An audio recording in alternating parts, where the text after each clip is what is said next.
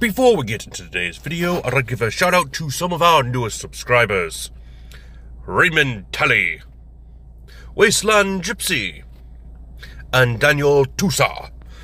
Thank you all for subscribing, and welcome to the family. And now on with today's rather short video. We talked about this a lot. Why is there quartz in Minecraft's Nether? I have talked about this in two separate videos. One going in depth on quartz and the other one sidetracking a bit by going over amethyst. And it has annoyed me to no end. But thankfully, I think I found a solution. Let's go ahead and answer the obvious question that I should have asked in the very beginning.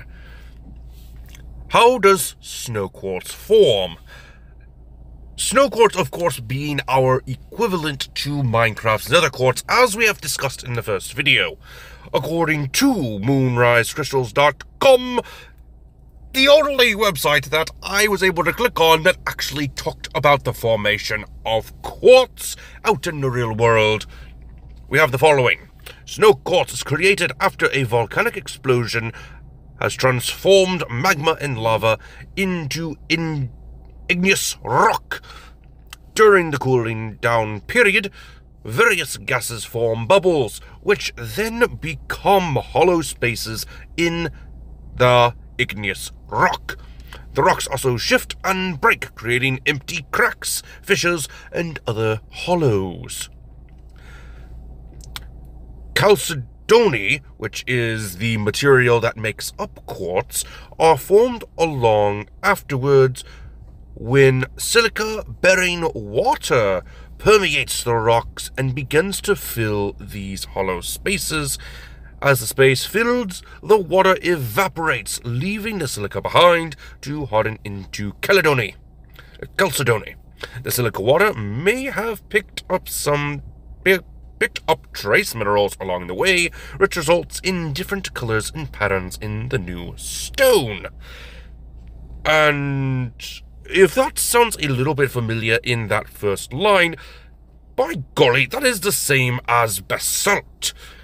Basalt and nether quartz have very similar origins, and that is volcanic eruptions and erosion.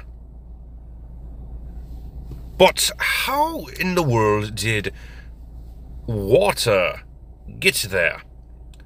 Especially silica water. Silica in the water can be found during erosion processes, which we have seen a lot in the Nether formation. And we'll talk about that here in a second. But with erosion, ice and water will go through the landscape and pick up various debris from the earth. And silica can actually be found in sand, quartz, and all types of soil. As water moves through the soil and rock, silica is picked up by the water. Which is rather fascinating, but, soil. Ooh, soil. And soul sand. Great googly moogly. Now, the question is, why water? Why is water in the Nether? Well, this is actually supported by not only the grooves found in soil, but also the creation of basalt and now quartz, but it is theorized, and thanks to this support, is likely. The theory is that there either once was, or there is about to be, a biome made up of ice in the Nether.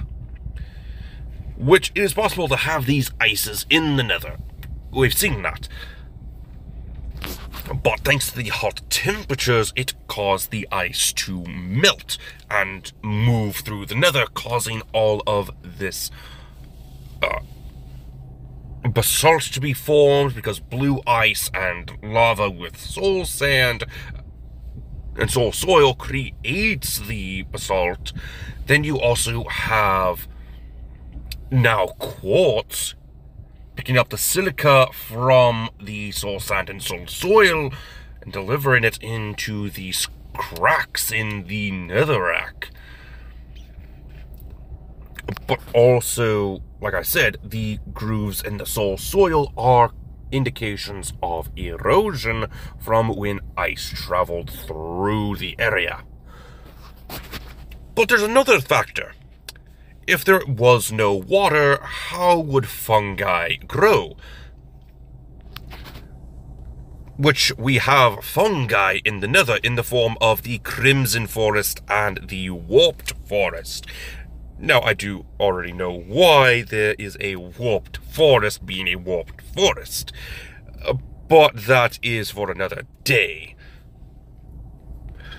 As far as the crimson fungi goes, mushrooms grow from fungal spores that thrive in damp, dark conditions, which clearly is the Nether, being the dark condition. And some fungi can thrive in temperatures as high as 130 to 150 degrees Fahrenheit. And most fungi need water. However, some fungi can grow in very dry conditions, which is rather fascinating.